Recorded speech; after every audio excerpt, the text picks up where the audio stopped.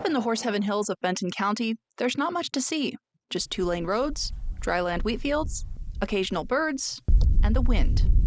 Benton County Planning Manager Michelle Mercer says that's because the county made a deliberate choice to keep things this way. The Washington State Legislature enacted something called the Growth Management Act, and that is to kind of regulate what we have been used to in the Tri-Cities as kind of suburban sprawl. We want to kind of keep all of our density and all of our housing in the urban centers and then slowly grow out from there. And so our county zoning mirrors that, where we have an urban growth area for residential around the city limits, and then it gets bigger as you go further away from the city limit periphery. By the time you get to the hills south of Kennewick, most land is broken up in lots of 20 acres or more.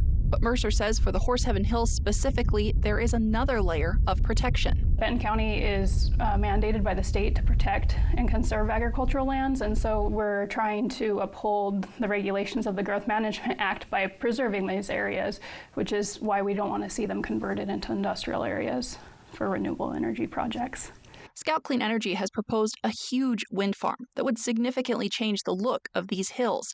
There's also concern that it would impact endangered hawks. The Washington Energy Facility Site Evaluation Council, or FSEC, pared down the proposal in part to protect the hawk's habitat. But Scout Clean Energy says those protections go far beyond the standard, adding that hawks aren't currently living in many of the areas FSEC has listed for protection, and saying the hawks are unlikely to return because more and more homes are being built in the area. Mercer says that's not exactly what's happening. The Horseheaven area is zoned GMA agriculture. It's a protection of large agricultural areas, and it doesn't allow for other development to happen like residential housing or industrial uses or that sort of thing. The intent is really to protect agriculture and not allow a lot of other incompatible uses to happen in that area. The county designated this area as agricultural well before Scout Clean Energy proposed bringing a wind farm to the region.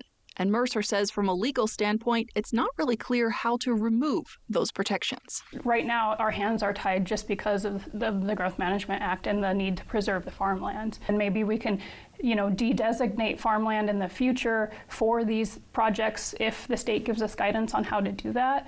But right now, they haven't really given us that criteria. They gave us the criteria to designate the farmland as, commercially significant and to protect it, but they haven't kind of instructed us how to undo that for these types of uses. Advocates say because this is dryland wheat country, once the turbines are installed, farming can continue around them.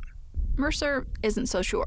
Because the wind farms are industrial in nature and they tend to break up the agricultural use either by fences or by the turbines themselves or something like that, then you kind of see this patchwork pattern and it's not as consistent. And so a lot of the agricultural that's viable here needs to be an industrial scale or a large scale swath.